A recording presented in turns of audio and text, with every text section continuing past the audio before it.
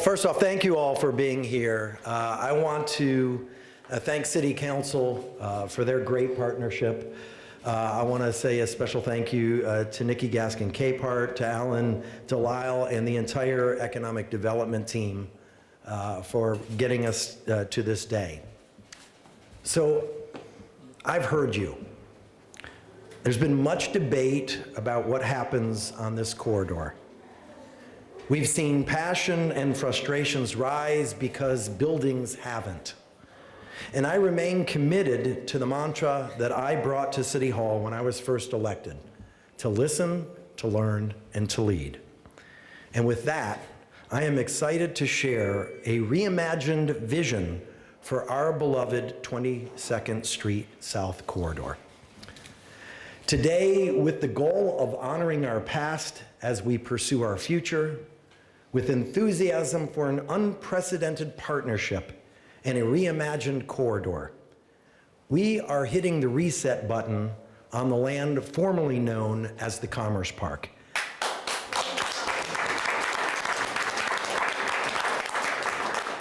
And we are breathing life into the entire 22nd Street corridor, which is right out here.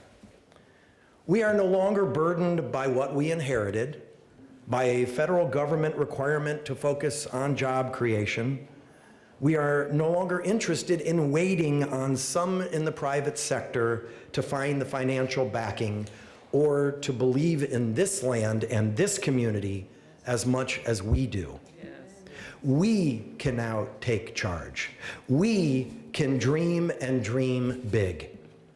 A dream of a Deuces rising, the result of an integrated, comprehensive placemaking plan that also incorporates the Deuces Warehouse Arts District master plan for the corridor.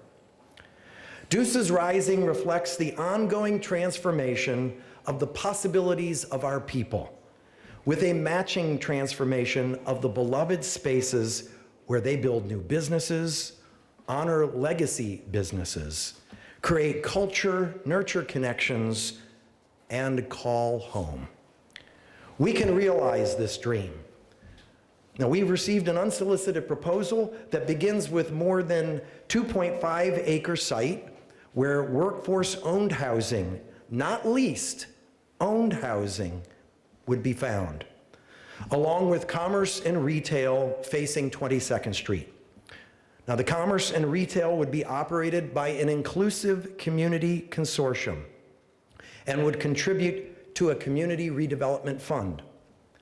Now, I want to thank Watson Haynes and the Pinellas County Urban League, Gypsy Gallardo of One Community, Pastor Louis Murphy of Mount Zion Human Services, and the members of the Sankofa Advisory Council, the Tampa Bay Black Business Investment Corp., the 2020 board members, Vision Investors, the New Deal, and the Community Development and Training Center for leading the vision by submitting this innovative proposal that will now require a formal notice. This proposal aligns with a philosophy that I brought to this job nearly 6 years ago, and that is opportunity creation. Now, you've heard me talk about our fabled sunshine a time or two, but this is what I mean. In fact, opportunity is the very essence of our urban affairs agenda. Deuces Rising continues with providing a long-term nominal lease on land that fronts 22nd Street, along with a financial commitment of $1 million for a future Dr. Carter G. Woodson African American Museum.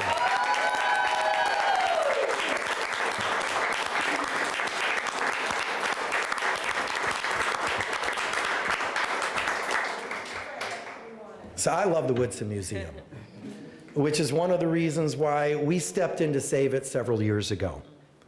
But what I love most about the museum is its potential. Our city, this very community and the rich history associated with it, is deserving of a proper museum on a well-traveled corridor.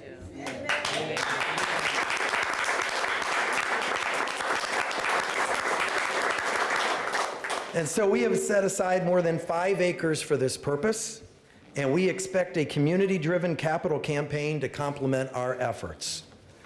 And as there remains private interest in this land, we will test the market on 5.5 of the back acres in the hopes of bringing new industry and jobs to the corridor so that places like this building and the Callaloo and Peepo's restaurants can not just survive, but they can thrive.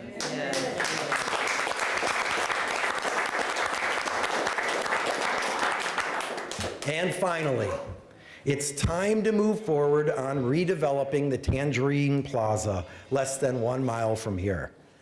Now, my administration took control of that site a couple of years ago so that we would no longer have to depend on others to do the right thing. We will do the right thing. And to that end, I have directed my City Development Administration to issue a request for proposal this week. We have done our homework. We have tested the waters once before. We have had community conversations. We've done walkthroughs with the private sector. We've done a market study. We've received considerable feedback from our city council members and from others. And we believe it now is time for Tangerine Plaza to also rise.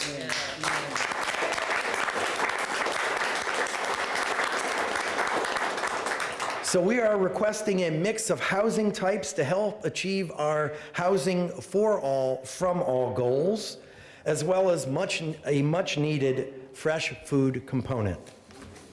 Now, given the plaza's locations and the possibilities stemming from a Deuces rising, I'm confident that whoever is awarded the site will be rewarded by those who live here and want to live here.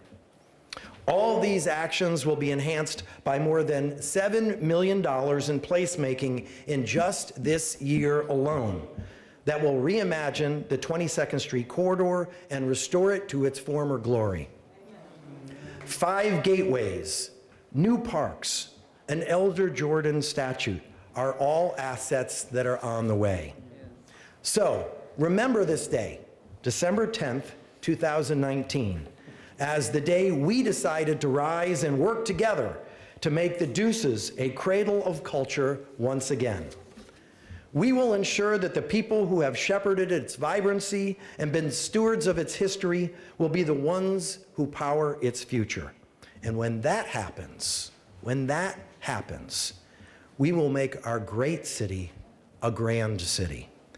We will make the sun shine as bright as it ever has. Thank you all for coming today.